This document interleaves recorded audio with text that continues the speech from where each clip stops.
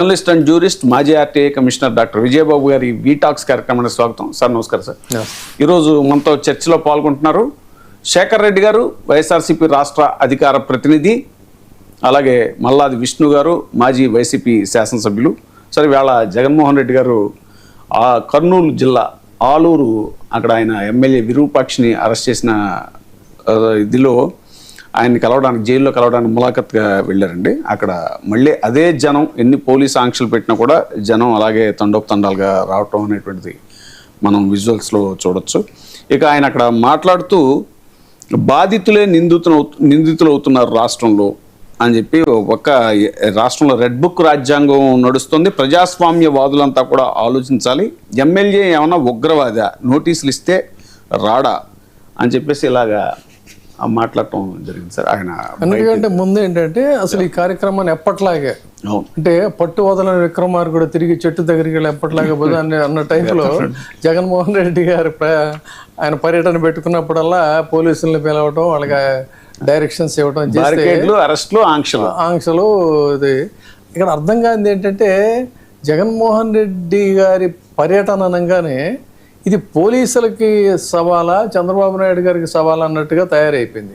వెళ్తారైనా ఏదో అభిమానులు వస్తారని వదిలేయకుండా ప్రతిసారి ప్రతి జిల్లాలో ఈసారి మీకు పరీక్ష అన్నట్టుగా వాళ్ళకి చాలా స్ట్రిక్ట్ ఇన్స్ట్రక్షన్స్ ఇవ్వడం. సో వాళ్ళంతా కూడా మొత్తం వాళ్ళ శ్రమ అంతా కూడా శక్తి, యుక్తి రెండు, అంటే యుక్తి అనేది కంటే కొన్ని చోట్ల రోడ్లు దవ్వేశారు, అయినా కూడా మళ్ళీ జనాలు వచ్చారు. ఈ జనాలు వస్తున్నప్పుడు ఎట్లా అంటే మన శ్రీశ్రీ ఇదే గుర్తుకొస్తుంది, పదండి ముందుకు పదండి తోసుకు పోదాం పైకి, బాటలో నడిచి పేటలో కడిచి కోటలన్నిటినీ దాటండి, నదీనదాలు అడవుల మనకు అడ్డంకి, పదండి ముందుకు పదండి తోసుకొని సేమ్ అదే ఆ స్టైల్. అది చూస్తే మొత్తం రోడ్లన్నీ ఇది చేస్తే ఎంత అణిచివేస్తే అంత పైకి లేస్తాం అన్నట్టు ఉంటుందన్నమాట. మన ఈయన చెప్తాడు నారాయణ రెడ్డి గారు, ఒక విత్తనాన్ని మట్టిలోకి విసిరి కొడితే వృక్షమై పేలుతుంది, ఒక కంఠాన్ని నొక్కేయాలని చూస్తే 1,00,000 కంఠాలై మారుమోగుతుంది అంటాడు ఆయన. సేమ్ ఎంత అణిచివేస్తే అంత పెద్ద ఎత్తున జనం వస్తున్న పరిస్థితి. ఉదాహరణకు చూసుకుంటే ప్రకాశం జిల్లా పొదిలి దగ్గర మద్దతుదారు లేక ఇబ్బంది పడుతున్న పొగాకు రైతులను పరామర్శించడానికి వెళ్ళినప్పుడు ఇదే రకమైనటువంటి ఆంక్షలు విధించారు. అయినా కూడా జన ప్రవాహం అక్కడ వచ్చారు. వచ్చిన తర్వాత సరే ఇక మన అనవసరంగా ప్రభుత్వం లేకపోతే మన ఇజ్జత్ పోయేటట్టు ఉందని ఏదో చూసి చూడనట్టుగా ఊరుకొని వాళ్ళు పర్యటనలు చేసుకుంటారులే అనుకుంటే, తర్వాత తెల్లారి ఎట్లాగూ ఈయన ఉంటాడు కదా వ్యవసాయ శాఖ అమాత్యులు అచ్చెన్నాయుడు గారు రెడీగా హావభావాలతో ఆయన పెట్టి తిడతారు కదా, సరిపోతుంది. కానీ ఆపేయాలి జనాల్ని అని చూడటం మాత్రం ఇది ఒక ఎంత నిష్ఫల ప్రయోజనం అంటే, ఇది ప్రతిసారి కూడా చిత్తూరు జిల్లా బంగారుపాళ్యం వెళ్ళారు, ఎన్ని రకాల ప్రయత్నాలు చేశారు, అక్కడ కూడా జరిగింది అదే రకమైన మామిడి రైతులకు సంబంధించి. తర్వాత తాళ్లపల్లి, పులివెందుల ఉల్లి అరటి పంటలకు వెళ్ళినప్పుడు ఆ సందర్భంలో కూడా అదే రకమైన జరిగింది. రెంటపాళ్ళ ఎంత పెద్ద ఎత్తున కంట్రోల్ చేయాలని ట్రై చేశారు నిజంగా అక్కడైతే. అయినా సరే ఆ పొలాలు అడ్డదారుల నుంచి ఇక్కడి నుంచి ఈ రకంగా వచ్చారు. తాజాగా చూసుకుంటే శ్రీకాకుళం పర్యటనలో అసలు నాకు ఏంటంటే మన ఒక మిత్రుడు, జర్నలిస్ట్ మిత్రుడు ఇదంతా కవర్ చేస్తున్నటువంటి దానికి సంబంధించిన ఒక ఇన్ఛార్జ్ని జస్ట్ ఊరికే ఆయన ఫోన్ చేస్తే అసలు మేమే ఊహించలేదండి, మామూలుగా ఏదో కొంతమంది జనం వస్తారు తర్వాత ఆయన వెళ్ళిపోతారు అనుకుంటే ఇంత స్థాయిలో జనం వస్తారని ఊహించలేదు అని చెప్పాను. దానివల్లే జైలు సమయం కూడా అయిపోయిందని చెప్పని అన్నారు. అంటే అనూహ్యమైనటువంటి జనాలు ఎక్కడికక్కడ వస్తున్నప్పుడు అణిచివేస్తే ఏమవుతుందంటే దాన్ని మరింత ఒక ఛాలెంజింగ్గా తీసుకొని యువత కదా ఇప్పుడు వాళ్ళంతా కూడా తెల్లారి మామూలు మీరు ఎలాగూ నోటీసులు ఇస్తారు, వాళ్ళు రెడీగా ఉంటారు, ఏంటబ్బా ఇంకా రాలేదు మాకు నోటీసులు ఇవ్వడానికి అని, అంటే అలవాటు పోయారు, అట్లా ట్యూన్ అయిపోయారు. సో ఇది జరుగుతున్నటువంటి తంతు. దీని బదులు ఈ ఎఫర్ట్స్ అన్నీ పెట్టే బదులు అసలు జెన్యూన్గా సిన్సియర్గా ఇందాకైనా ఆయన పదంలో కూడా మళ్ళీ శ్రీశ్రీ ఇది ప్రయోగం చేశారు, కుట్ర రచన అన్నారు. శ్రీశ్రీ హింస రచన అంటారు, ఇందాక తన ప్రెస్ మీట్లో కుట్ర రచన, ధ్వంస రచన అని చెప్పని కూడా మాట్లాడారు. ఈ కుట్రలు ఇవి బదులు అసలు జెన్యూన్గా పరిపాలన చేస్తే బాగుంటుంది. ఇది ఇవాళ జరుగుతున్నది. సో దాని మీద ఆయనంతా కూడా మొత్తం మాట్లాడినటువంటి పరిస్థితి. అసలు ఎందుకు జనాలు ఆయన చెప్తున్నారు కదా డబుల్ ఇంజిన్ సర్కార్ అది ఇది అని చెప్తా, ఉన్నప్పుడు మరి ఇంత పెద్ద మొత్తంలో ఎందుకు ఇంత జనాలు వస్తున్నారు అంటే ప్రభుత్వం మీద వ్యతిరేకగా కేవలం జగన్మోహన్ రెడ్డి మీద అభిమానమే కాదు, ప్రభుత్వ వ్యతిరేకత ఇంత స్థాయిలో ఉంటుందా, దీనికి నష్ట నివారణ చర్యలుగా మనం ఏం చేయాలి అని ఒకసారి ప్రభుత్వం పునరాలోచించుకుంటే బాగుంటుంది తప్ప అణచివేత ద్వారా ప్రజాస్వామ్యంలో ప్రపంచంలోనే ఎక్కడా కూడా ఏ ప్రభువులు కానీ ఏ రాజులు కానీ ఏ పాలకులు కానీ అణచివేత విధానాల ద్వారా సక్సీడ్ అయినటువంటి ఒక్క ఘటన అంటే ఒక్క ఘటన నేనైతే చదువుకోలేదు. నేను పొలిటికల్ సైన్స్లో కూడా మరి పీజీ చేశాను నేను.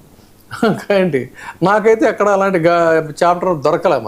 మరి ఇంత పాలనానుభవం ఉన్నటువంటి చంద్రబాబు నాయుడు గారు ఎందుకు ఈ అణచివేత ధోరణులు అనే దాని మీదే మనం ఒకసారి అదే అసలు మీరు ఇందాక జెన్యూన్ అన్నారు కదా సార్, ఒక అంశం బాగా ట్రోల్ అవుతుంది. అది ఏంటంటే అండి, జగన్మోహన్ రెడ్డి గారు పర్యటనకి వెళ్ళిన తర్వాత కేంద్రానికి లేఖ వెళ్తుంది, ఇది బాగా పెద్ద ట్రోలింగ్ జరుగుతుంది. అదొక వ్యాలిడ్ పాయింట్ ఏంటంటే గుంటూరు మిర్చి యార్డ్కి వెళ్ళిన తర్వాత మిర్చికి ధర పెంచండి అని కేంద్రానికి లేఖ వేశారంట. పొదిలి పొగాకు రైతుల సమస్యల కోసం వెళ్తే పొగాకు మద్దతు ధర ఇవ్వండి అని కేంద్రానికి లేఖ రాశారంట. ఇవన్నీ ట్రోల్ అవుతున్నాయండి వరుసగా. దాని ఇది కూడా వరుసగా ఉన్నాయి, ఎక్కడెక్కడ వెళ్ళారు ఏంటి అనేది వెళ్ళిన తర్వాతే స్పందన అనేది వస్తుంది. శేఖర్ రెడ్డి గారు నమస్తే అండి. నమస్తే అండి. అలాగే విజయబాబు గారికి, మల్లాది విష్ణు గారికి, 990 విషయంలో కూడా గుడ్ ఈవినింగ్ సార్. అదే ఇప్పుడు జగన్మోహన్ రెడ్డి గారు పర్యటనకు వెళ్ళినప్పుడల్లా ఆంక్షలు అన్ని దాటుకుని జనం వస్తున్నారు అనేటువంటిది ఒక అంశం అయితే, ఒక కోణం అయితే బల ప్రదర్శన చేస్తున్నారు అనేటువంటిది ప్రతిసారి వాళ్ళ ఆరోపణ. సార్ నేను ఒక మాట అంటున్నాను సార్, ప్రతిపక్షంలో ఉండే మేము బల ప్రదర్శన చేయగలేదు, అధికార పక్షంలో ఉండే వాళ్ళు ఎంత చేయొచ్చు సార్? సో పొద్దున్న లేసి ఇవే ఆరోపణలు సార్. జగన్మోహన్ రెడ్డి గారికి జనం రాకపోతే ఒక ఏడుపు, జనం వస్తే ఒక ఏడుపు. జగన్మోహన్ రెడ్డి గారు తాడేపల్లికి వస్తే ఒక ఏడుపు, జగన్మోహన్ రెడ్డి గారు బెంగళూరులో ఉంటే ఒక ఏడుపు, జగన్మోహన్ రెడ్డి గారు జనంలోకి వస్తే ఒక ఏడుపు, రాకపోతే ఒక ఏడుపు సార్. ఇది ఏడుపు మాత్రం అల్టిమేట్ గా కామన్ అయిపోయింది సార్. ఎంత దుర్మార్గం అంటే సార్, వీళ్ళు జనం ఎందుకు వస్తున్నారు అని ఆలోచన చేయాలి కానీ జనాన్ని రాకుండా కట్టడి చేయాలని ఆలోచన చేయకూడదు సార్. విజయబాబు గారు చెప్పినట్టు చరిత్ర మనం చూసుకుంటే సార్, మితిమీరిన అణిచివేత నుంచే విప్లవాలు మొదలయ్యాయి సార్. అది ఫ్రెంచ్ విప్లవమైనా కానీ, రష్యన్ విప్లవమైనా సరే, సో ఎక్కడ రాచరికాలు నాశనం అయిందన్నా సరే మనం చరిత్ర చదువుకుంటే మితిమీరినటువంటి అణిచివేత, నియంతృత్వ పోకడ నుంచే మనకి ఎక్కడైనా సరే విప్లవం మొదలైంది సార్. సో ఆంధ్రప్రదేశ్ లో కూడా ఆ పరిస్థితే సార్. ఎంత దుర్మార్గం అంటే జగన్మోహన్ రెడ్డి గారు రైతుల కోసం రోడ్డు ఎక్కితే సార్, గత ఏడాది కూడా పొగాకు రైతులకు మద్దతు ధర లేదు, ఈ ఏడాది పొగాకు రైతులకు మద్దతు ధర లేదు అని చెప్పి గత ఏడాది పొదిల్లో, ఈ ఏడాది వచ్చేసి దేవరపల్లిలో పొగాకు రైతుల కోసం రోడ్డు ఎక్కితే అశేష జనవాహిని. సో నువ్వు అయ్యే పొగాకు రైతులకి మీరు మద్దతు ధర కల్పిస్తే జగన్మోహన్ రెడ్డి గారు ఆ యాత్ర చేసే అవసరం ఉండదు, జనాలు వచ్చే అవసరం ఉండదు కదా. దాని దిశగా ఆలోచన చేయాల్సినటువంటి ప్రభుత్వం జనాన్ని రాకుండా ఎలా ఆపాలి, జగన్మోహన్ రెడ్డి గారికి జనం వెళ్ళిన జనం మీద ఎలా కేసులు పెట్టాలి, అక్రమంగా ఎలా అరెస్ట్ చేయాలి, ముందస్తుగా ఎలా వాళ్ళకి నోటీసులు అందజేయాలి, దీని మీద వాళ్ళు ఎప్పటికీ కూడా పనిచేస్తారు. మల్లాది విష్ణు గారు జాయిన్ అయ్యారు. మల్లాది విష్ణు గారు జాయిన్ అయ్యారు, మాజీ వైసీపీ ఎమ్మెల్యే. విష్ణు గారు నమస్తే అండి. సార్ వినపడుతుందా? వినపడుతుంది సార్. సార్ నమస్కారం. నమస్తే అండి. అదే ఇప్పుడు జగన్మోహన్ రెడ్డి గారి పర్యటన నేపథ్యంలో అదే మీరు ప్రతిసారి బల ప్రదర్శన కోసం ఇదంతా చేస్తున్నారు అనేటువంటిది అధికార పార్టీ ఆరోపణ. దీనికి మీరు ఏమంటారు సార్? ఇప్పుడు ఒక జిల్లాలో ఒక రకమైనటువంటి ఇష్యూ వచ్చింది. ఆంధ్రప్రదేశ్ లో ప్రతిపక్ష నేతగా 5 సంవత్సరాలు పరిపాలన చేసినటువంటి లీడర్ గా ఆయన అన్ని చోట్లకి కూడా వెళ్తూ ఉంటారు. కొన్ని చోట్ల రైతులకు సంబంధించినటువంటిది, కొన్ని చోట్ల అక్రమ కేసులు, కొన్ని చోట్ల అక్రమంగా ఎమ్మెల్యేల మీద కేసులు పెట్టడము, ఇదంతా చూస్తూ ఉంటే జగన్మోహన్ రెడ్డి గారి పర్యటనల పట్ల, ప్రజలు చూపిస్తున్నటువంటి ఆదరణ పట్ల, ప్రజలు చూపిస్తున్నటువంటి అభిమానం పట్ల ఈ ప్రభుత్వం ఉలిక్కి పడతా ఉందండి. ఎందుకంటే మొన్న ఒక చోట ఇక్కడ ఒక ప్రెస్ కాన్ఫరెన్స్ చూసాం ప్రభుత్వం నుంచి. ఒక మంత్రి గారు మాట్లాడుతూ జగన్మోహన్ రెడ్డి గారి పర్యటనలు అన్నీ కూడా ఫలానా పర్యటనలో బ్లేడ్ బ్యాచ్ ఉన్నారు, ఫలానా పర్యటనలో పర్యటనలో టైర్ కింద పడిపోయారు, ఫలానా పర్యటనలో బడ్డీ కొట్టి పాల్గొట్టారు అని చెప్పని ప్రతి పర్యటనని బదనాం చేస్తూ, ప్రతి పర్యటనని ప్రజలకి దాని యొక్క ప్రయోజనాలు దాని బాగా జరిగింది అని అనకుండా, ఈ రోజు కూడా మన సాయంత్రం 7-8 ఒకసారి మళ్ళీ వాచ్ చేస్తే న్యూస్ ని. దీని మీద కూడా ఈ రోజు కర్నూలు పర్యటన మీద కూడా ఈ రఫా బ్యాచ్ వచ్చేసింది, గంజా బ్యాచ్ వచ్చేసింది, గొడ్డల పార్టీ వచ్చేసింది, ఈ రకంగా చేసింది అని చెప్పని మళ్ళీ మనకి రేపు ఒక ప్రెజెంటేషన్ ఒక కట్టుకదో రేపు ఆంధ్రప్రదేశ్ ప్రజల ముందు రాబోతోంది. ఇది ఒక మనిషి, ఒక వ్యక్తి ఇన్ని లక్షల ఓట్లు 40% ఓట్ బ్యాంక్ ఉన్నటువంటి వ్యక్తి పర్యటనకు వస్తా ఉంటే ఆ ప్రాంతాల్లో, ఆ జిల్లాల్లో, ఆ నియోజకవర్గాల్లో, ఆయా కులాల్లో అందరూ కూడా వచ్చి రోడ్డు మీదకి వచ్చి ఆయన్ని సంఘీభావం తెలియజేస్తూ ప్రేమగా ఆదరిస్తుందాక నేను ఒకసారి అక్కడ వీడియో చూశాను. రోడ్డు మధ్యలో ఉన్నటువంటి ఒక ఆర్చి మీద కొంతమంది అభిమానంతో పైకెక్కి జెండా ఊపుతున్నారు అని అంటే ఈ పార్టీ పట్ల ప్రజల్లో, సామాన్యుల్లో, యువకుల్లో ఏ రకమైనటువంటి భావన ఉంది? కాబట్టి ఇది ఖచ్చితంగా ఒక అన్యాయంగా ఒక శాసనసభ్యుడి మీద పెట్టినటువంటి కేసు. ఒక శాసనసభ్యుడిని లోపలకు పంపడానికి దళితులకి రక్షణగా ఉండి లేకపోతే దళితుల యొక్క శ్రేయస్సు కోరుకోవడానికి తీసుకొచ్చినటువంటి చట్టాన్ని దుర్వినియోగపరుస్తూ ఈ రోజు ఆంధ్రప్రదేశ్ లో ఎస్సీ అట్రాసిటీ యాక్ట్ అనేది పూర్తిగా దుర్వినియోగమైపోతుంది. రాజకీయ ప్రత్యర్థుల మీద, రాజకీయంగా అణగదొక్కాలనుకున్నటువంటి, జైలుకు పంపాలి అనుకున్నటువంటి వాళ్ళ మీద ఈ పోలీసులకి ఎస్సీ అట్రాసిటీ కేసులు పెట్టండి అని చెప్పని ప్రభుత్వం ఉన్నతాధికారుల నుంచి, ప్రభుత్వంలో ఉన్నటువంటి పెద్దల నుంచి ఒక డైరెక్షన్ వస్తా ఉంటే చూసాం మనం. అప్పుడు ఇందాక వీడియో కూడా ప్రెజెంటేషన్ చేశాడు. ఒక తెలుగుదేశానికి సంబంధించినటువంటి లీడరు తన భార్య యొక్క దుస్తుల్ని తనే చించేసి, తనే లాగేసి ఆయనే ఒక ఎస్సీ అట్రాసిటీ కేసు పెట్టి ఆ కేసులో రిమాండింగ్ పంపించారనంటే అసలు ఆంధ్రప్రదేశ్ లో ప్రభుత్వం ఉందా? ఆంధ్రప్రదేశ్ లో ప్రభుత్వం ప్రజల ప్రభుత్వమా, లేకపోతే ఏ రకమైనటువంటి ప్రభుత్వము? ఇది మంచి ప్రభుత్వమా ఏంటి? దీన్ని ఏమనాలి?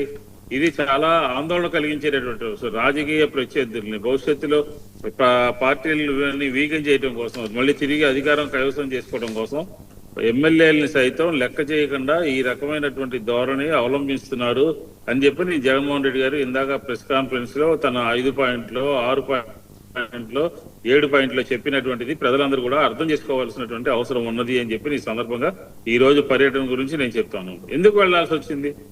ఎందుకు అక్రమంగా కేసులు పెట్టారు? పోలీసులు ఇక్కడ కాదు, ఒక చోట కాదు, అన్ని నియోజకవర్గాల్లోనూ కూడా పోలీసుల యొక్క హెరాస్మెంట్, పోలీసుల యొక్క ఏకపక్ష వైఖరి, పోలీసుల అక్రమ కేసులు నమోదు, ఎస్సీ అట్రాసిటీ కేసులు దుర్వినియోగం, ఇదంతా కూడా ఈ రోజు ఒక ఉదాహరణ మాత్రమే ఆయన చెప్పడం జరిగింది. కాబట్టి ఈ ఆంధ్రప్రదేశ్ లో జరుగుతున్నటువంటి పరిపాలన కళ్ళకు కట్టినట్టుగా జగన్మోహన్ రెడ్డి గారు ఎక్స్ప్లెయిన్ చేశారు.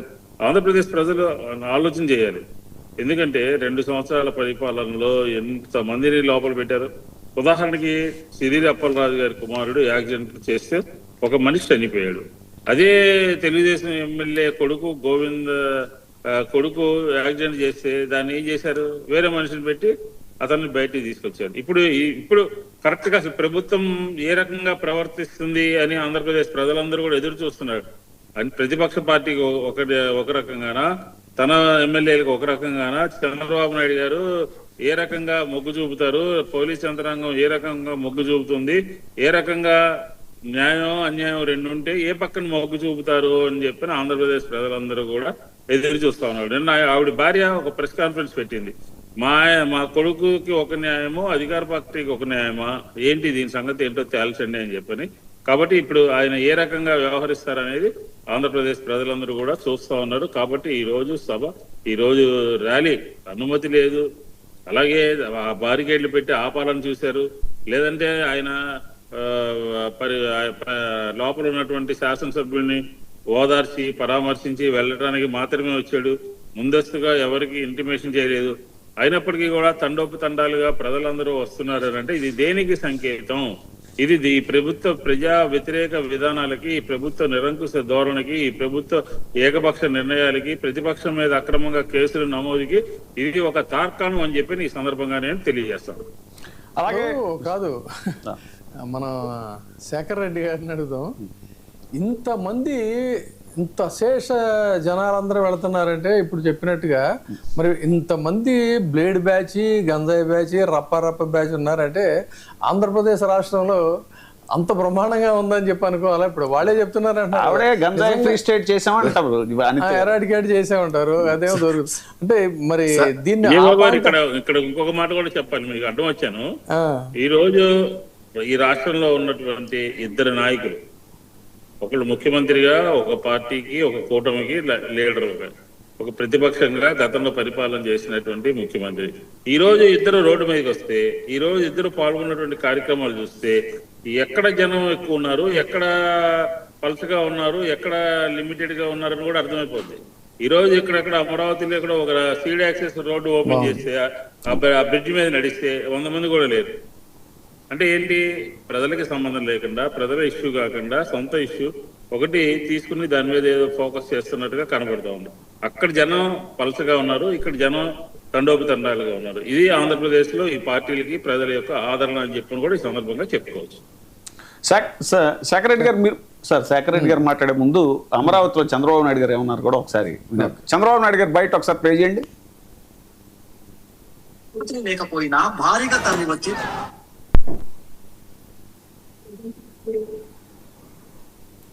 చంద్రబాబు నాయుడు గారు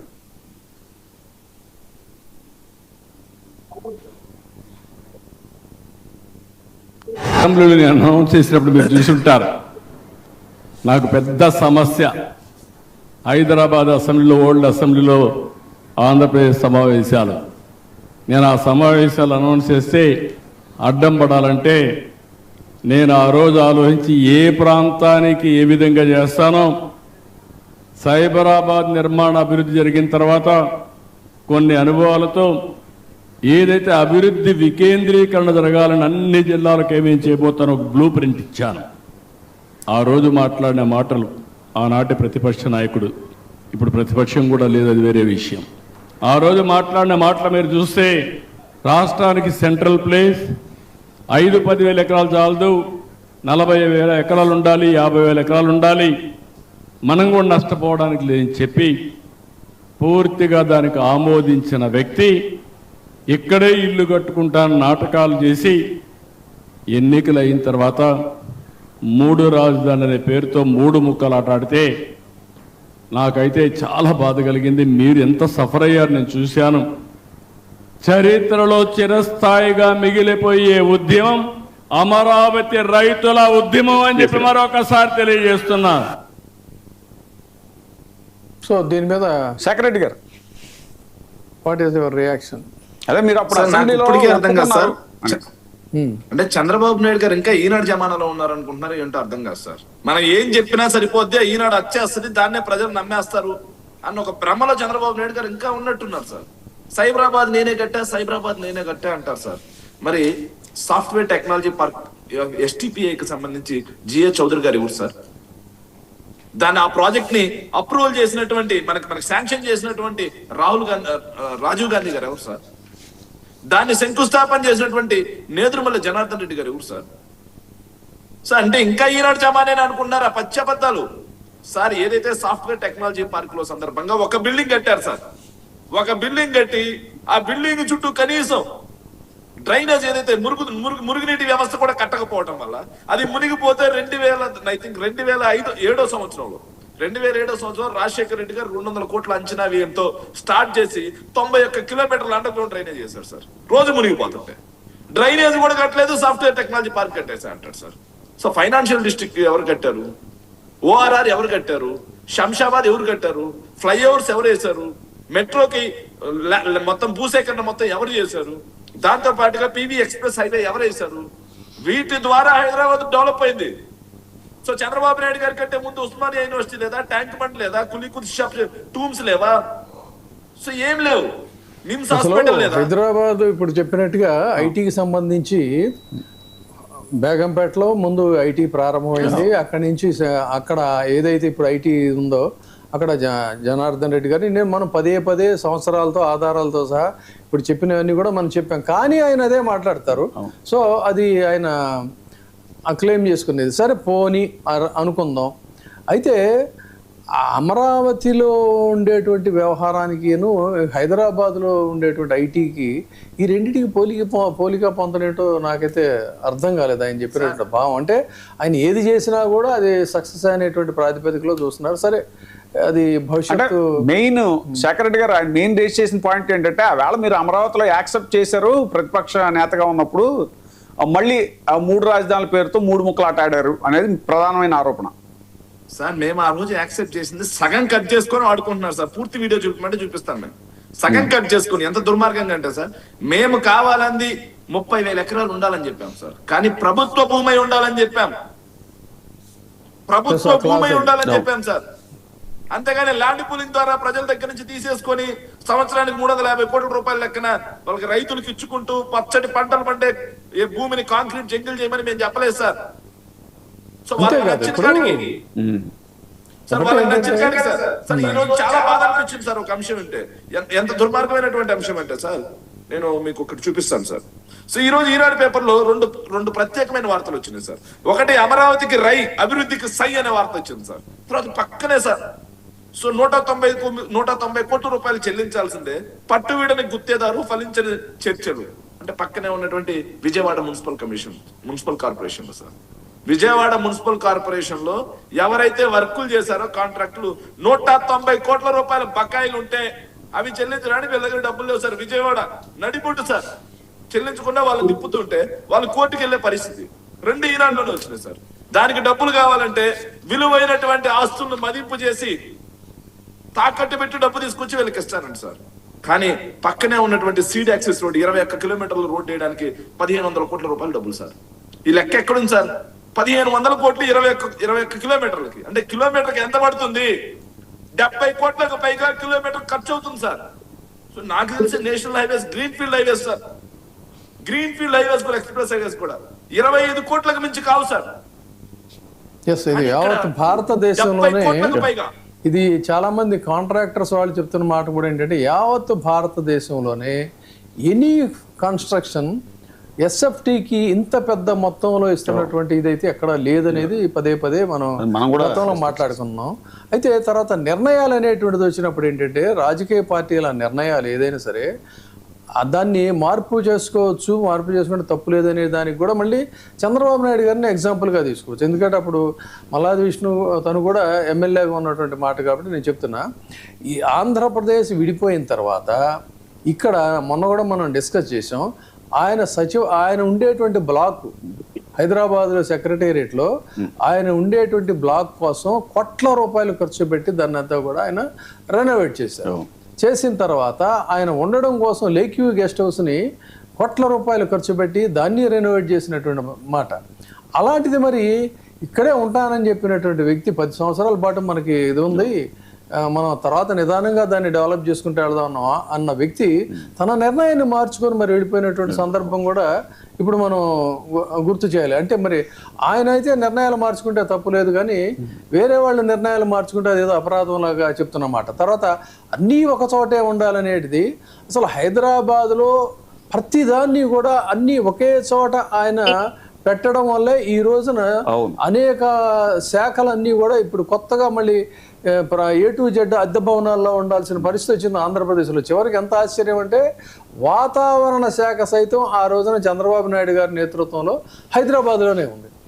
హైదరాబాద్లో సముద్రం లేదు, ఏమీ లేదు, కానీ వాతావరణ శాఖ కూడా హైదరాబాద్లోనే పెట్టిన ఘనత మాత్రం వారికే చెందుతుంది. సో ఈ నిర్ణయాల మార్పుల గురించి వీటన్నిటి గురించి కూడా మరి ఇంకొకటి, ఇప్పుడు మల్లాది విష్ణు ఒక ఎమ్మెల్యేనే కాదు, ఆయన తను ఉడా చైర్మన్గా కూడా చేసిన వ్యక్తి కాబట్టి ఆ రోజున ఉడా చైర్మన్గా రాజశేఖర రెడ్డి గారి నేతృత్వంలో పనిచేసినప్పుడు ఆ ప్రాంతాలన్నింటినీ కూడా ఎక్కడికక్కడ రీజనల్ వైజ్గా చేసి దాన్ని డెవలప్ చేయాలనేటువంటి దానికి ముందు శ్రీకారం చుట్టింది రాజశేఖర రెడ్డి గారు. ఈ రోజున దాని రూపమే మరొక రూపం మావిగన్ అని చెప్పి అనుకోవచ్చు. ఈ మావిగన్ అనేటువంటి ఇది వచ్చిన తర్వాత ఇప్పుడు ఆయన మాట మార్చారంటున్నారే, ఆయన రూట్ మారింది. అమరావతి రూట్ కూడా మొన్నటి వరకు ఆ ప్రాంతానికే పరిమితం ఉన్నటువంటి రూటు ఇప్పుడు అది ఎక్స్టెండ్ అయిపోయింది, మంగళగిరి. దాన్ని చాలా స్వానుభవంతో ఆ ప్రాంతాలని డెవలప్ చేయడానికి కృషి చేసినటువంటి ఒక ఉడా చైర్మన్ గా మల్లాది విష్ణు ఆయన ఏం చెప్తాడు? విష్ణు గారు మాట్లాడే ముందు ఒకసారి చంద్రబాబు నాయుడు గారి కొత్త బయట వచ్చింది, ఒకసారి ప్లే చేయండి. ఆ రోజు మాట్లాడిన మాటలు ఆనాటి ప్రతిపక్ష నాయకుడు, ఇప్పుడు ప్రతిపక్షం కూడా లేదు, అది వేరే విషయం. ఇది కాదు, నెక్స్ట్ ఇది. ఆ రోజు మాట్లాడిన మాటలు మీరు చూస్తే, రాష్ట్రానికి సెంట్రల్ ప్లేస్ 5-10 ఎకరాలు చాలదు, 40,000 ఎకరాలు ఉండాలి, 50,000 ఎకరాలు ఉండాలి, మనం కూడా నష్టపోవడానికి లేదని చెప్పి పూర్తిగా దానికి ఆమోదించిన వ్యక్తి ఇక్కడే ఇల్లు కట్టుకుంటాను నాటకాలు చేసి ఎన్నికలు అయిన తర్వాత 3 రాజధానులు అనే పేరుతో 3 ముక్కలు ఆటాడితే నాకైతే చాలా బాధ కలిగింది. మీరు ఎంత సఫర్ అయ్యారు నేను చూశాను. చరిత్రలో చిరస్థాయిగా మిగిలిపోయే ఉద్యమం అమరావతి రైతుల ఉద్యమం అని చెప్పి మరొకసారి తెలియజేస్తున్నా. మేము ఎన్నికల్లో ఒక మాట చెప్పాం, నేను మా మిత్రుడు పవన్ కళ్యాణ్ గారు ఒక మాట చెప్పాం.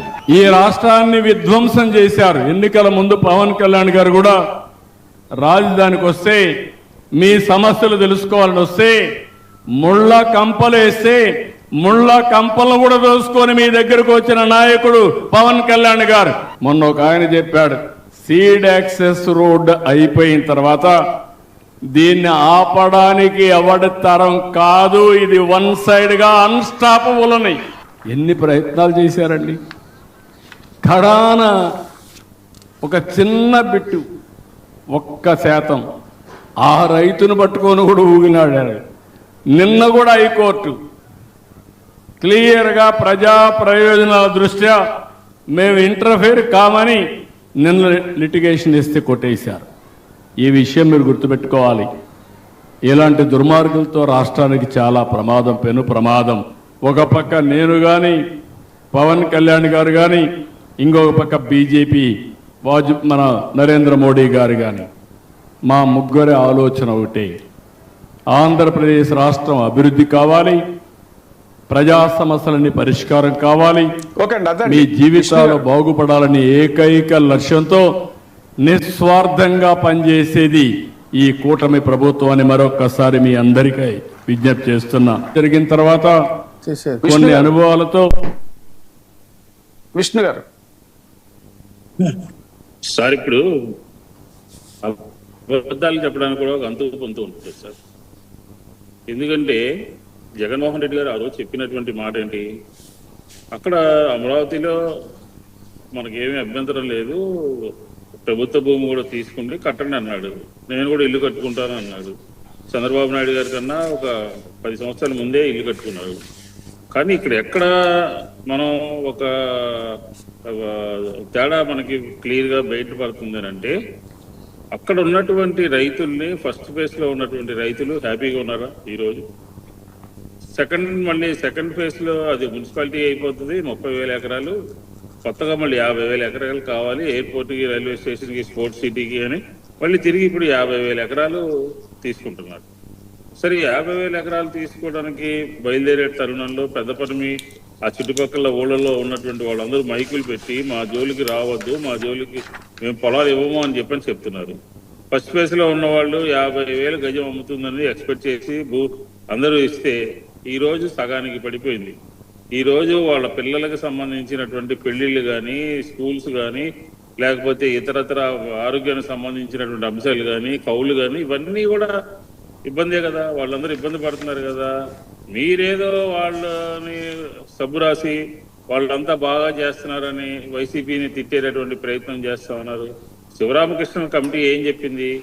అలాగే 10 సంవత్సరాలు మనకు హక్కు ఉంటే 10 సంవత్సరాలు వదులుకుని మీరు విజయవాడ ఎందుకు వచ్చేసారు? అలాగే అక్కడ ఉన్నటువంటి ఇందాక విజయబాబు గారు ప్రస్తావించినటువంటి ఆ సెక్రటరియట్ లో కానీ, హయత్ హోటల్లో కానీ, ఇతర ఫామ్ హౌస్లకు కానీ ఎన్ని వందల కోట్ల రూపాయలు ఖర్చు పెట్టారు. దీంతో పాటు విభజనకి లెటర్ ఇచ్చింది ఎవరు? దీంతో పాటు ఆంధ్రప్రదేశ్ సంబంధించినటువంటి ఆఫీసులన్నీ కూడా గత 10-12 సంవత్సరాలుగా ఎంతెంత రెంట్లు పే చేశారు, ఎంతెంత కౌలు పే చేశారు. ఇదంతా సరి అయినటువంటి అంశం కాదు. ఇందులో ఇంకొక పాయింట్ ఏంటంటే, స్క్వేర్ ఎస్ఎఫ్టీ ఎంతకి మీరు కడుతున్నారు, బయట ఎంత ఉంది, కేంద్ర ప్రభుత్వం ఎంతకు తీసుకుంది అనే విషయాన్ని ఒకసారి మనం పరిగణలో తీసుకుని దీన్నన్నీ ఈ 3 రాజధానులు విశాఖపట్నం అభివృద్ధి చెందాలి, అలాగే రాయలసీమ అభివృద్ధి చెందాలి, ఇప్పుడు ఉన్నటువంటి ప్రాంతం అమరావతి అభివృద్ధి చెందాలి అని, అన్ని ప్రాంతాలు అభివృద్ధి చెందాలి అని అన్నాము. మేము అన్నటువంటి మాటని తిప్పి Tirupati region, Visakhapatnam region, Amaravati region 3 regions తీసుకొచ్చి అక్కడ అది ఇస్తాం, ఇక్కడ ఇది ఇస్తాం, ఇది ఇస్తామని చెప్పని ప్రజలకు మాయమాటలు చెప్తున్నారు. ఇది కాదు. మేమేమన్నామంటే, ఆంధ్రప్రదేశ్ లో స్టేక్ హోల్డర్స్ ఉన్నారు, ఉద్యోగస్తులు, నిరుద్యోగ యువకులు ఉన్నారు, మహిళలు ఉన్నారు, పెన్షన్దారులు ఉన్నారు, ఆరోగ్యశ్రీ అవసరం ఉన్నటువంటి వాళ్ళు ఉన్నారు. ఈ రాష్ట్రంలో ఉన్నటువంటి అందరికీ కూడా రాష్ట్ర ప్రభుత్వం సహాయ సహకారాల కోసం ఎదురు చూసేటటువంటి వాళ్ళు ఉన్నారు. వాళ్ళందరి నోళ్లు కొట్టేసి వాళ్ళందరి అవసరాలు పక్కన పడేసి ఒకటే ఒక అవసరము 70,000 కోట్ల రూపాయలు అప్పు చేసి ఒక చోట ఖర్చు పెడుతున్నారు.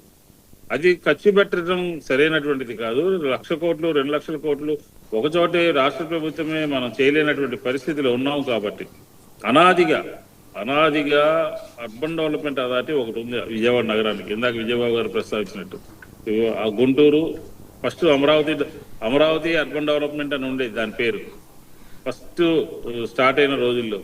దాన్ని రాను గుంటూరు, మంగళగిరి, తెనాలి, విజయవాడ 4 పట్టణాలను అభివృద్ధి చేయాలి అని చెప్పనే ఉద్దేశంతో దాన్ని మార్చారనమాట. జగన్మోహన్ రెడ్డి గారు మావిగన్ అంటే అర్బన్ డెవలప్మెంట్ అథారిటీ. అది ఆ రోజు అర్బన్ డెవలప్మెంట్ అథారిటీ ఉండబట్టే గుంటూరుకి ఒక ఔటర్ రింగ్ రోడ్ వచ్చింది, అలాగే తెనాలి అభివృద్ధి చెందింది, అలాగే కాకాని కానీ సెంట్రల్ లైటింగ్ కానీ, అలాగే మంగళగిరి కానీ, అలాగే విజయవాడ నగరం కానీ కొన్ని మౌలిక సదుపాయాలు అవసరాలు ఆ అర్బన్ డెవలప్మెంట్ అథారిటీ ద్వారా తీర్చాం. ఈ రోజు జగన్మోహన్ రెడ్డి గారు ఏం చెప్తున్నాడు, బాబు ఒకే చోట 70,000 కోట్లు ఖర్చు పెట్టద్దు, 1,00,000 కోట్లు ఖర్చు పెట్టద్దు, ఆంధ్రప్రదేశ్ అప్పులు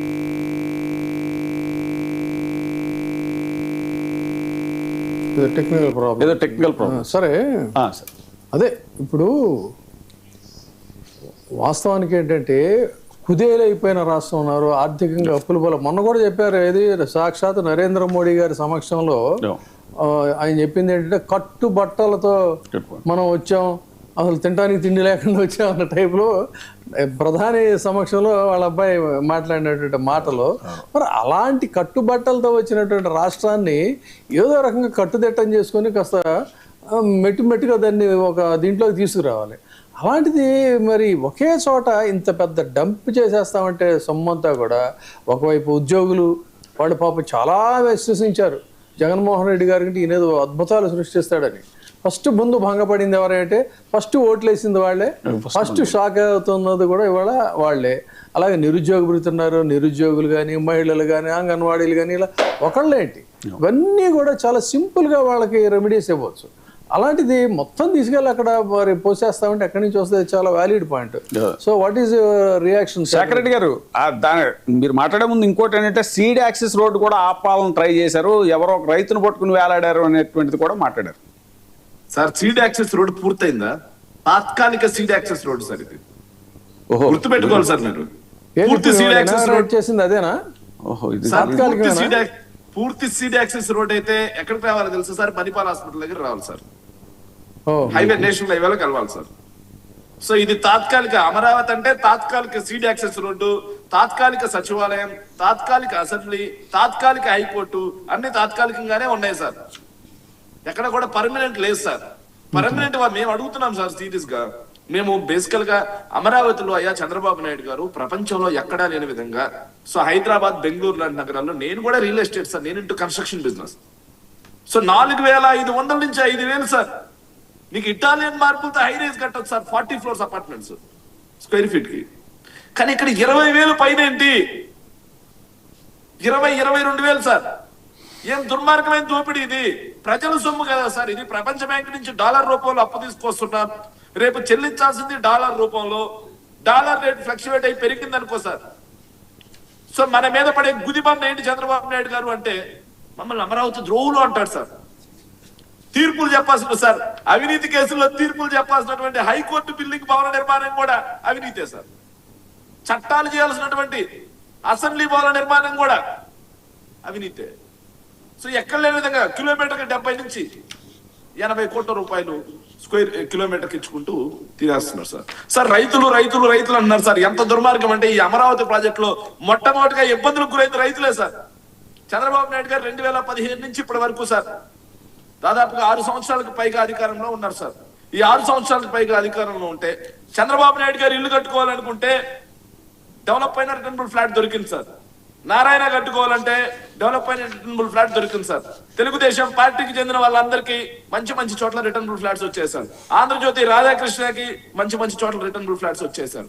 కానీ భూములు ఇచ్చినటువంటి రైతన్నకి ఏ ఒక్కరికైనా డెవలప్ చేసిన రిటర్నబుల్ ఫ్లాట్స్ ఏదైతే నివాస స్థలం కానీ వాణిజ్య స్థలం కానీ ఒక్కరికి ఇచ్చారా సార్? ఒక్కరికి నిజంగా అమరావతి విరిగిపోయేది రైతులు బాగుపడినప్పుడు కదా సార్. సో ఇక అమరావతి దేవతల రాజధాని అజరామరం అంటున్నారు సార్, అన్స్టాపబుల్ అంటున్నారు సార్. అమరావతిలో అవినీతి మాత్రం అన్స్టాపబుల్ సార్. దుర్మార్గం ఏంటంటే సార్, మేము ఇంతకుముందు కూడా ఒకసారి అన్నారు సార్, మీరు మాట్లాడినప్పుడే ఒకే ప్రాంతంలో మనం కేంద్రీకృతం చేయడం వల్ల వచ్చేటువంటి ప్రాబ్లమ్స్ అని. సార్ అమరావతిలో పేదలకు స్థానం లేకుండా చేస్తారు సార్. కేవలం డబ్బున్న వాళ్ళ యొక్క గేటెడ్ కమ్యూనిటీ అమరావతిని వాళ్ళు చెప్పకుండానే చెప్తున్నారు సార్. 50,000కు పైగా ఇళ్ల పట్టాలు ఇస్తే వాటిని రద్దు చేసి పడేస్తారు సార్. ఒక్క పేదవాడికి కూడా అమరావతిలో స్థానం లేదు సార్. గేటెడ్ కమ్యూనిటీ అది, డబ్బులున్న వాళ్ళ కోసం మాత్రమే. దానికి ట్యాక్స్లు ఎవరు కట్టాలి? అంటే దేవతల స్వర్గధామంలో నరులు, వానరులు, రాక్షసులు వీళ్ళు ఎవరు ఉండకూడదు కదా మరి. అదే కదా సార్, మేము అదే అడుగుతున్నాం. మరి దేవతల స్వర్గధామం కట్టుకోవడానికి నరులు, వానరులు, పామరులు వీళ్ళందరూ డబ్బులు ఎందుకని అడుగుతున్నాం సార్. సో ఈ రోజు ఇలాంటి పరిస్థితి ఉంది. పూర్తిగా డెవలప్ అయిన తర్వాత అమరావతి ప్రాంతంలోకి వేరే వాళ్ళని రానిచ్చే పరిస్థితి ఉంటుందా? వాళ్ళు మొత్తం డబ్బేమే ఎవరిది సార్? అన్ని ప్రాంతాల వాళ్ళది. దుర్మార్గమైన విషయం ఏంటంటే పీపీపీ అంటూ సార్ దుర్మార్గంగా. సో రాజధాని కట్టడానికి పీపీపీ లేదు సార్, గవర్నమెంట్ కట్టేస్తే అప్పులు తీసుకొచ్చి.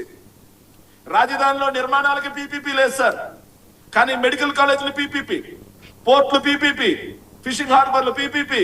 ఇంకో పక్కన చూస్తే ఆఖరికి సాగునీటి ప్రాజెక్టులు కూడా సార్ పీపీపీకి ఇచ్చేసి, వైబుల్ క్యాప్ ఫండ్ చాలదన్నట్టుగా వైబుల్ బ్రిడ్జ్ ఫండ్ అంటూ వడ్డీ లేని రుణాలు కార్పొరేట్లకు ఇవ్వడమే కాకుండా ఆ వడ్డీ ప్రభుత్వం కడుతుంది సార్. ప్రభుత్వం అంటే ప్రజలే. ఎంతో దుర్మార్గంగా మిగతా ప్రాంతాలని అన్యాయం చేస్తూ వేల కోట్ల రూపాయలు. సార్ నాకు ఇప్పటికీ అర్థం కావట్లేదు, చంద్రబాబు నాయుడు గారికి ఏమన్నా అల్జిమర్స్ మర్చిపోయారేమో సార్. సెల్ఫ్ సస్టైనబుల్ సిటీ, ఒక్క ₹1 బిల్ల ఖర్చు పెట్టక్కర్లేదు అని మాట్లాడిన చంద్రబాబు నాయుడు గారు ఈ రోజు 50,000 కోట్ల రూపాయల అప్పు అమరావతికి ఎందుకు తీసుకొచ్చారు? దానికి సమాధానం చెప్పాలి సార్ చంద్రబాబు నాయుడు గారు. సో ఈ విధంగా ఎక్సెస్ రేట్లు సార్ ఏది చూసుకున్నా కేంద్ర ప్రభుత్వ భవన నిర్మాణం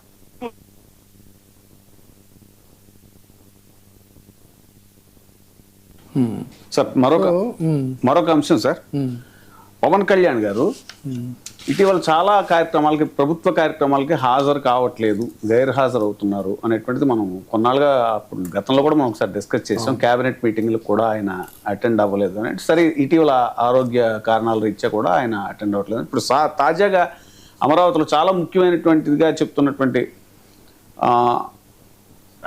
ప్రోగ్రామ్ కూడా ఆయన అటెండ్ అవ్వలేదు అనేటువంటిది. అది మనం అంటే కొన్ని ఇందులో జెన్యున్ కాజెస్ కూడా ఉండొచ్చు, దాన్ని మనమే వేరేగా చూడడానికి లేదు. ఎందుకంటే ఫిబ్రవరి 6వ తారీఖు నాడు ఆయన ముఖ్యంగా క్యాబినెట్ మీటింగ్స్ చూసుకున్నట్టయితే ఫిబ్రవరి 6వ తారీఖు నాడు గైర్హాజరయ్యారు.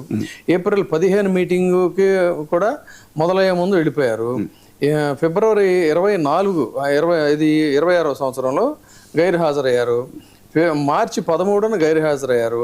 26 జూన్ 4న హాజరై మధ్యలో వెళ్ళిపోయారు. జూలై 10వ తారీఖు నాడు గైర్హాజరయ్యారు. జూలై 23వ తారీఖు నాడు గైర్హాజరయ్యారు. ఆగస్టు 6వ తారీఖు నాడు గైర్హాజరయ్యారు. మొత్తంగా చూసుకుంటే 7 క్యాబినెట్ మీటింగ్స్ పూర్తిగా మిస్ చేశారు. 2 మీటింగ్స్కి మాత్రం పూర్తి సమయం ఉండలేదు అనేటువంటిది మన దగ్గర ఉన్నటువంటి రికార్డులు చెప్తున్నాయి.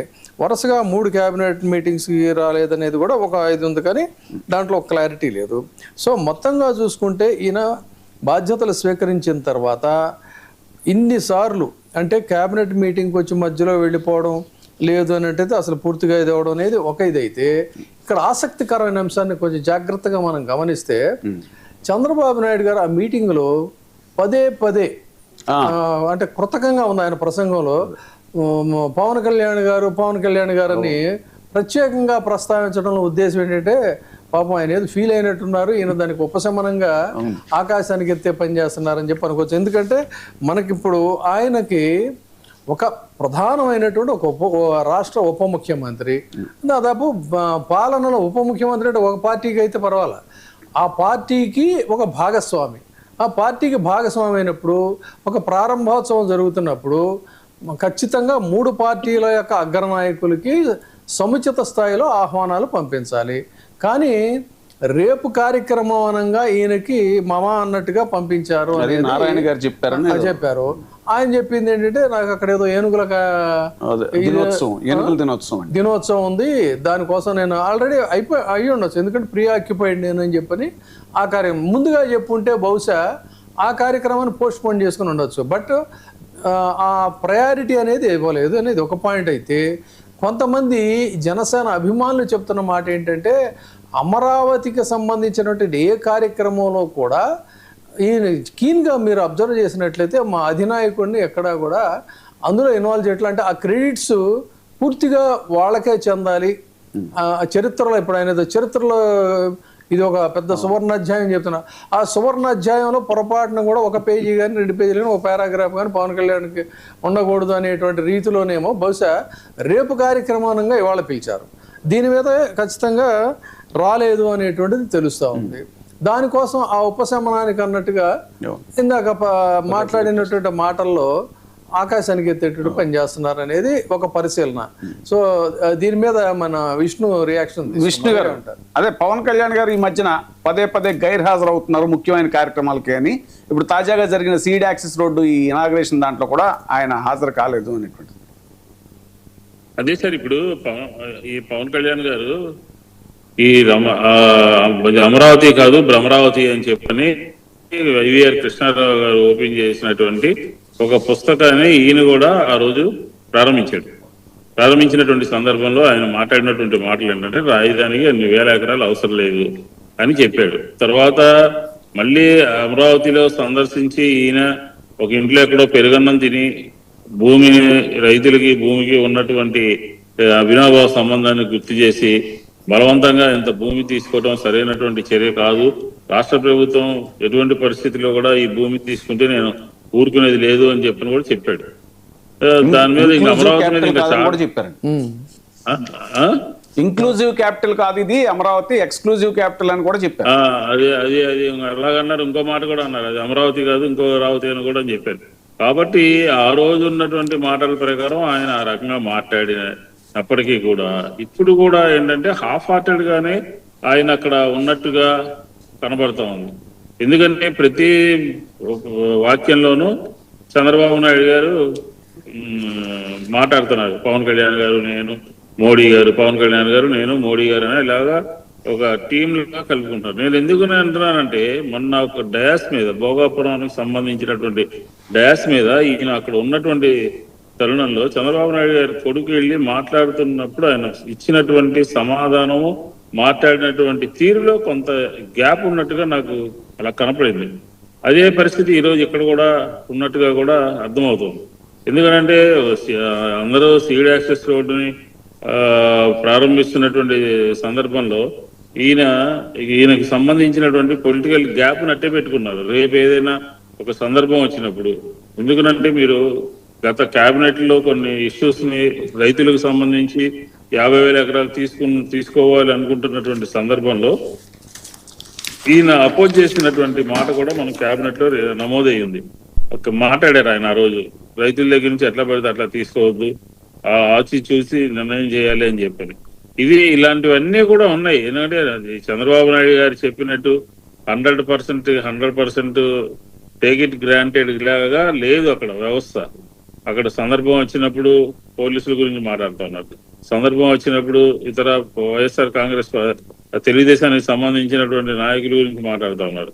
ఇలా తర్వాత ఇంకొక సందర్భంలో ఎమ్మెల్యేలు అందరినీ మీటింగ్ పెట్టుకుని ఆ సందర్భంలో ఏ రకంగా మన పార్టీ మరింత సీట్లు డిమాండ్ చేయాలంటే మనం ఏ విధంగా ఉండాలి, ఏ విధంగా ప్రజల్లో అభిమానం సంపాదించుకోవాలి అని చెప్పిన విషయాలు ఇలా అనేక రకాల సందర్భాల్లో రకరకాలుగా మాట్లాడుతూ ఉంటూ తెగిపోకుండా మరి పూర్తిగా అంట కాగకుండా ఉన్నట్టుగా తన స్టాండ్ని మనకి ఈ రోజు వెళ్ళకపోవడం ద్వారా మనకు అర్థమవుతోంది. కాబట్టి ఖచ్చితంగా ఇది ఏ రకంగా పదే చంద్రబాబు నాయుడు గారు చెప్పినా, లేకపోతే లోకేష్ గారు 5 సంవత్సరాలు కాదు 15 సంవత్సరాలు మనం కలిసి ఉంటాం అని అదే పాత విషయాన్ని పదే కోట్ చేస్తున్నప్పటికీ కూడా ఆయన పవన్ కళ్యాణ్ గారు అనేది కొంచెం ముభావంగాను అనాసక్తిగాను ఈ కార్యక్రమాల పట్ల కొంచెం దూరంగాను ఉంటున్నట్టుగా మనకి అర్థమవుతోంది. ఇది కొద్ది రోజుల్లో తన జనసేన యొక్క స్టాండ్ ఏంటనేది కూడా పూర్తిగా ఆంధ్రప్రదేశ్ ప్రజలకి అర్థమయ్యేటటువంటి పరిస్థితి అయితే నెలకొన్నది అని చెప్పని కూడా మనం ఈ సందర్భంగా తెలియజేయచ్చు. సో అందులో భాగంగానే ఇవాళ అసలు ఈ కార్యక్రమానికి వెళ్ళలేదా, లేదా అందులో భాగంగానే ఏదో మామ అన్నట్టుగా పిలవాలి కాబట్టి పిలిచాం అన్నట్టుగా మీరు మా ప్రోగ్రాంకి వస్తే రండి అనే టైపులో రేపు కార్యక్రమానికి ఇవాళ సాయంత్రం ఇచ్చారని చెప్తున్నారు. అదే మనకి ఇప్పుడు మనం చూస్తా ఉంటే డైరెక్ట్ గా చంద్రబాబు నాయుడు గారు ఫోన్ చేసి దీనికి పిలిచినట్టుగా ఎక్కడ కూడా పేపర్లో కూడా లీక్ వార్తలు రాలేదు, లీకులు రాలేదు. అదే తర్వాత నారాయణ గారు వెళ్ళి పిలిచారు. అప్పటికే నేను ఈ కుక్కీ ఏనుగులు దీనికి సంబంధించిన దాంట్లో ఉన్నట్టుగా చెప్పాను అన్నట్టుగా ఉంది. సరే, ఈ అంశమే కాదు, ప్రతి కేబినెట్ మీటింగ్ లో కూడా డెసిషన్స్ అన్ని కూడా ఏ రకంగా ఉండాలి అనే దాని మీద కూడా ఒకసారి మనోహరు వీళ్ళు కూడా మాట్లాడినటువంటి సబ్జెక్ట్స్ అన్ని కూడా లీక్ అయ్యి పత్రికల్లో వచ్చినాయి. కాబట్టి ఇది ఏదో మొత్తానికి అంతర్గతంగా కొంత జరుగుతూ ఉంది. కొన్ని సందర్భాల్లో గన్మెన్ ని తిప్పి పంపించేసినట్టుగా, కొన్ని సందర్భాల్లో హైదరాబాద్ లో ఇదేనట్టుగా, తర్వాత చంద్రబాబు నాయుడు గారు వెళ్ళి మాట్లాడి క్లాసిఫై చేసినట్టుగా, ఇవన్నీ ఇంకా పూర్తి స్థాయిలో ఇంటర్నల్ గా ఉన్నటువంటి విషయాలన్నీ కూడా బయటికి రావాల్సినటువంటి అవసరం అయితే మనకు కనబడతా ఉంది. కాబట్టి నిన్న వెళ్ళకపోవడం అనేది ఖచ్చితంగా ఒక తన కేడర్ కి అవసరమైతే తెలియజేస్తూ చేస్తున్నటువంటి విషయాల మీద మనం పూర్తి మద్దతు లేదు. మనం ఏ క్షణమైనా ఎప్పుడైనా మనం నిలదీసే పరిస్థితి ఉంది. అనే చెప్పే రికార్డు కోసం ఒక సంకేతాన్ని తన కేడర్ కి పంపినట్టుగా మనం ఈ సందర్భంగా అనుకోవచ్చు. శేఖర్ రెడ్డి గారు, ఈ గ్యాప్ కి కారణం అంటే ఆ మ్యాప్ ఏమన్నా మ్యాప్ ఏంటని మీరు అనుకుంటున్నారు? అంటే గతంలో కూడా రోడ్డు మ్యాప్ కోసం వెయిట్ చేస్తున్నారని ఒక మాట అన్నారు. అలా మళ్ళీ రోడ్డు మ్యాప్ కోసం ఏమైనా వెయిట్ చేస్తున్నారా? సార్, భోగాపురం ఎయిర్పోర్ట్ ఇనాగ్రేషన్ సందర్భంగా బీజేపీకి చెందినటువంటి కేంద్ర మంత్రివర్యులు సార్, ఆయన పొరపాటును అనలేదు సార్. ఏదో పొరపాటును నోరు జారంటే ఒక్కసారి అంటారు సార్. 3 సార్లు పవన్ కళ్యాణ్ గారిని ముఖ్యమంత్రి అన్నాం, చంద్రబాబు నాయుడు గారిని ఉప ముఖ్యమంత్రి అన్నాం. శ్రీనివాసవరం ఎస్, మీరు గమనించండి సార్. అక్కడి నుంచి వరుసగా 2 కేబినెట్ మీటింగ్స్ డుమ్మా సార్ పవన్ కళ్యాణ్ గారు. సో ఎక్కడో హైదరాబాద్ లో ఉండి మానేశారంటే ఒక లెక్క సార్, కానీ తాడేపల్లిలోనే ఉన్నారు సార్ ఆయన. సో తాడేపల్లిలో మణిపాల్ హాస్పిటల్కి వెళ్ళారు సార్ ఒక రోజు. ఆ పక్కన మంగళగిరిలో ఆయన శాఖకు సంబంధించినటువంటి ఒక దాంట్లో కూర్చున్నారు సార్ ప్రోగ్రామ్ లో, కానీ కేబినెట్ మీటింగ్స్ వెళ్ళట్లేదు సార్. సో ఇంకో పక్క చూస్తే అమరావతి సీడ్ యాక్సెస్ రోడ్డు, దీనికి పవన్ కళ్యాణ్ గారు వెళ్ళట్లేదంటే ఇంకా ఏనుగులు కుంకి కార్యక్రమం అంటే వచ్చింది సార్. దీని గురించి కూడా మాట్లాడాలి సార్ మనం. సో దాన్ని పెద్ద గొప్పగా చేసుకుంటున్నారు సార్.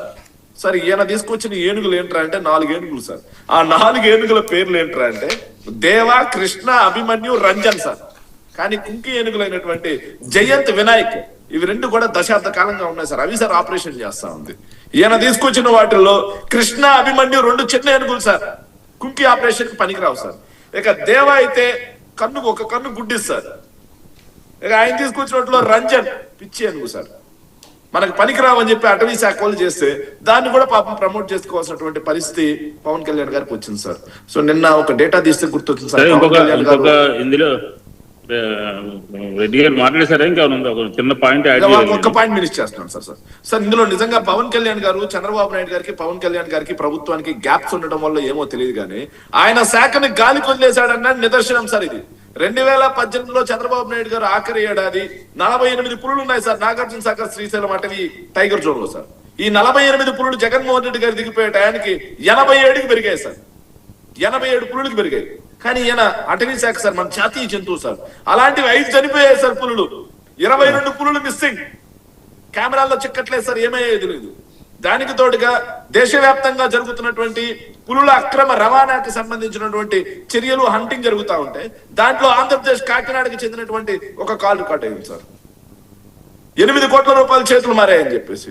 సో పులులు 22 మిస్సింగ్ సార్, 5 పులులు చనిపోయాయి సార్. ఇలాంటి పరిస్థితులు ఉన్నాయి. ఆయన శాఖను గాలి కుదిరేయడం వల్ల జరుగుతున్నటువంటి పరిస్థితులు. పవన్ కళ్యాణ్ గారు, నేను ఒక మాట అడుగుతున్నాను సార్, పవన్ కళ్యాణ్ గారికి, చిరంజీవి ఏదైతే చంద్రబాబు నాయుడు గారికి పొసగలేదనుకో, శాఖను వేరే వాళ్ళకి అప్పచెప్పమనండి. అంతేగాని ఆ శాఖలో ఉండి ఆ శాఖను నిర్వీర్యం చేయటం వల్ల ఈ రోజు గ్రామాలు గబ్బు పట్టిపోయాయి, అడవులు గబ్బు పట్టిపోయాయి, శాస్త్ర సాంకేతికత గబ్బు పట్టిపోయింది. కాబట్టి మీకు ఏమైనా పరిపత్యాలు ఉన్నా సరే ముందు శాఖ మీద దృష్టి సారించండి, లేకపోతే ఆ శాఖకి రాజీనామా చేసి బయట ఉండి ఆ శాఖను వేరే వాళ్ళకి అప్పచెప్పమని వినవ చేసుకుంటున్నాను సార్. విష్ణు గారు అదే సార్, నేను వారు చెప్పిన పాయింటే యాడ్ చేద్దాం అనుకున్నాను. వాళ్ళు చెప్పారు. ఎందుకంటే అటవీ శాఖలో కీలకమైనటువంటి, పంచాయతీరాజ్ శాఖలో కీలకమైనటువంటి తాగునీటికి సంబంధించినటువంటి జల్ జీవన్ మిషన్ సంబంధించినటువంటి అంశం. ఇప్పుడు ఈ రోజు ఎల్నివో వచ్చి ప్రభావం వచ్చి దీని మీద ప్రణాళిక కూడా రూపొందించడం కానివ్వండి, లేకపోతే తాగునీటి ప్రాజెక్టులు, లేకపోతే టెండర్స్ పిలవటము, ఎప్పటికప్పుడు పూర్తి స్థాయిలో చేయటము అనేది కూడా ఎక్కడా కూడా కొంత ముందడుగు పడుతున్నట్టుగా కూడా లేదు. తర్వాత ఉపాధి హామీ కార్యక్రమం ఏ రకంగా నత్తనడక నడుస్తుందో, ఏ రకంగా కేంద్రం నుంచి రావాలో, కొత్త దాని ద్వారా ఏ రకంగా ఎఫెక్ట్ అయిందో అదొక పని. అది ఇందాక వారు ప్రస్తావించినటువంటి పరిస్థితి పులుల విషయం కూడా, ఆయన శాఖలో పులులు అనేది చాలా ప్రధానమైనది. ఆల్రెడీ మన డోర్నాల దగ్గర ఒక పులిని చంపేసి గోల్డ్ తీసుకుని గోల్డ్ని అమ్మేసుకుంటే తెలుగుదేశానికి సంబంధించినటువంటి వ్యక్తి ఒకళ్ళతో అరెస్ట్ అయినట్టుగా కూడా పత్రికల్లో చూసాం. అంటే ఏ రకంగా తయారైపోతుంది తన శాఖ పూర్తిగా నిర్లక్ష్యానికి గురవుతుంది. ఎందుకంటే శ్రీశైలం సంబంధించినటువంటి ఎమ్మెల్యే, అక్కడ ఉన్నటువంటి వాళ్ళని, ఆ శాఖలో పనిచేసేటటువంటి రేంజర్ని, వాళ్ళని వీళ్ళని ఇదంతా ఏ రకంగా కొట్టారో, అర్ధరాత్రి పూట తీసుకెళ్లి ఏం చేశారో వీడియోల్లోనూ టీవీలోనూ చూసాం. అంటే ఎందుకని అమరావతి నుంచి అటు ఈ శాఖకు వెళ్లాల్సి వచ్చింది అంటే ఆయన నిరాసక్తిత, ఆసక్తి లేకపోవడమా, సమర్థవంతంగా పనిచేయలేకపోవడమా, తన శాఖలో ప్రధాన అంశాలైనటువంటి అటవీ శాఖలో లోపాలు జరుగుతూ ఉన్నాయి, పులులు చనిపోతా ఉన్నాయి, పులుల మీద రియాక్షన్ ఏంటి, అలాగే జల్ జీవన్ మిషన్ పరిస్థితి ఏంటి, తాగునీరు సంబంధించింది ఇమీడియట్ గా ముందుకు సాగాల్సినటువంటి అవసరం ఏంది. ఇది చాలా పెద్ద శాఖలో, పంచాయతీరాజ్ శాఖ అంటే హానరబుల్ చీఫ్ మినిస్టర్ తర్వాత ఉండేటటువంటి శాఖ అన్నమాట. చాలా పబ్లిక్ రిలేషన్ తో ఉండేటటువంటి శాఖ. కాబట్టి ఆ శాఖ కూడా ముందడుగు పడుతున్నటువంటి పరిస్థితి అయితే ఎక్కడ కనబడలేదు. అక్కడక్కడ రోడ్లు వేసామని, అక్కడక్కడ మన్యంలో చేసామని ఏదో చెప్పుకుంటున్నారు తప్ప సమర్థవంతంగా పల్లెల్లో ప్రగతి సాధించినటువంటి పరిస్థితి అయితే ఎక్కడా కూడా కనబడట్లేదు. అటవీ శాఖలో కూడా లోపాలన్నీ కూడా కొట్టొచ్చినట్టు కనబడుతున్నాయి. దీనికి ఓవరాల్ గా మనం పవన్ కళ్యాణ్ గారి శాఖ, ఆయన చేస్తున్నటువంటి క్యాబినెట్లు వెళ్ళకపోవటము, ఇలాంటి ఫంక్షన్స్ కి వెళ్ళకపోవటము, ఇలాగ తన శాఖలో ఒక నైరాశ్యత ఏర్పడటము, వీటన్నిటి యొక్క సంకేతం ఏంటనేది ఆదివాసీ దినోత్సవం జరిగింది సార్. మీరిద్దరూ మాట్లాడుతున్నటువంటి మాటలను బట్టి చూస్తే ఏంటంటే ఇంటెన్షనల్ గా ఇటు ఈ పంచాయతీరాజ్ శాఖకి ఒక సమర్థులైనటువంటి అధికార యంత్రాంగాన్ని ఇవ్వకుండా అదొక ఫెయిల్యూర్గా చూపించే ప్రయత్నం ఏదన్నా జరుగుతూ ఉందా? విద్యాశాఖ చాలా అత్యద్భుతంగా వెలిగిపోతా ఉంది, కానీ పంచాయతీరాజ్ శాఖ ఎదిగా లేదని మార్కులు కూడా ఇచ్చారు కదా. ఆ మార్కులు కూడా ఇవ్వడంలో దీని వెనక ఏదైనా ఇంటెన్షనల్గా జరుగుతున్నటువంటి దీనిగా చూడొచ్చు అంటారా? మీ మాటలను బట్టి చూస్తే నాకు అనుమానం వచ్చింది.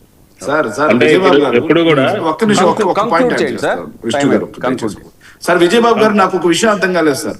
6 లక్షలకు పైగా గవర్నమెంట్ స్కూల్స్ లో స్టూడెంట్స్ డ్రాప్ అయిన శాఖ వెలిగిపోతుందని చెప్పి 6 లక్షల స్టూడెంట్స్ సార్ గవర్నమెంట్ స్కూల్స్ లో డ్రాప్ అవుట్ సార్. వీళ్ళు అధికారంలోకి వచ్చిన స్కూల్స్ కూడా తగ్గిపోతున్నాయని చెప్పేసి మూత పడుతున్నాయని మనం నిన్న డిస్కస్ చేసాం. బడులు మూత పడుతున్నాయి sir, schools drop out, students drop out అవుతున్నారు, బడులు మూత పడుతున్నాయి, ఒక్క స్కూల్ కొత్తది కట్టలేదు, మధ్యాహ్న భోజన పథకం అధ్వాన్నం అని చెప్పి విద్యార్థులే రోడ్డు ఎక్కే పరిస్థితి, గిరిజన సంక్షేమ హాస్టల్స్ లో ఫుడ్ కంటామినేట్, వాటర్ కంటామినేట్ తో విద్యార్థులు చనిపోయే పరిస్థితి, హాస్టల్స్ లో ఎలుకలు గరిచి విద్యార్థుల అస్వస్థతకు గురైన పరిస్థితి, కానీ ఆ శాఖ వెలిగిపోతుందని చెప్పి ర్యాంకులు ఇస్తారు సార్.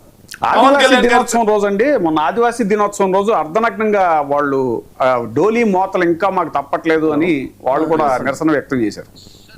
విష్ణు గారు ఫైనల్ గా కన్క్లూడ్ చేయండి. సార్ నేనేం చెప్తున్నానంటే, రూరల్ వాటర్ సప్లైలో పనిచేస్తున్నటువంటి వాళ్ళకి సరిగా జీతాలు ఇవ్వట్లేదని కూడా వాళ్ళు ఈ మధ్య ధర్నా చౌకలో ధర్నా చేశారు. మేమే తీసుకెళ్లి జగన్ గారిని కల్పించాము. అందులో వాళ్ళు చెప్పినటువంటిది ఏంటంటే, కనీసం ఉప ముఖ్యమంత్రి గారు కలుస్తామంటే కలవనివ్వట్లేదు, ప్రభుత్వం పాలసీ అంటున్నారు, అవుట్ సోర్సింగ్ ద్వారా ఎంప్లాయీస్ జీతాలు పట్టలేదు. ఇంకోటి ఏంటంటే, ఉద్యానానికి సంబంధించినటువంటి ఒక బ్రహ్మాండమైనటువంటి ప్రాజెక్టుని తయారు చేసి అది ఆర్డబ్ల్యూఎస్ లో సేఫ్టీ వాటర్ కోసం అక్కడ తయారు చేసి పెడితే, అందులో అనాదిగా పనిచేస్తున్నటువంటి 10-20 సంవత్సరాల నుంచి పనిచేస్తున్నటువంటి స్టాఫ్ అందరినీ కూడా తీసేసి ఒక పెద్ద కంపెనీకి అప్పచెప్పారంట. ఒక పేరెందుకు లేని ఆ కంపెనీకి అప్పచెప్పారంట. ఆడు 100 మందిని తీసేసి 100 మందిని వాళ్ళు పెట్టుకున్నారు. పవన్ కళ్యాణ్ గారు ఉన్నటువంటి శాఖలో పబ్లిక్ రిలేటెడ్ గా ఉండేటటువంటి లీడర్ ఆయన అనుకుంటున్నటువంటి తరుణంలో వీళ్ళ సమస్యలు కూడా పరిష్కరించకపోతే ఏ రకంగా మనం యాక్టివ్ గా ఉన్నారు, ఏ రకంగా ఆయన ఆంధ్రప్రదేశ్ పురోగతి పనిచేస్తున్నారు అని చెప్పుకోవచ్చు. కాబట్టి ఆయన ఎందుకునో మొత్తానికి ఒక రకమైనటువంటి నైరాశ్యం కనపడతా ఉంది క్లియర్ గా. ఈ రోజు ఆయన వెళ్ళకపోవడమే దీనికి ఒక ఉదాహరణ. థ్యాంక్ యూ శేఖర్ రెడ్డి గారు, థ్యాంక్ యూ వెరీ మచ్ అండి. చూస్తున్నామండి 99 టీవీ.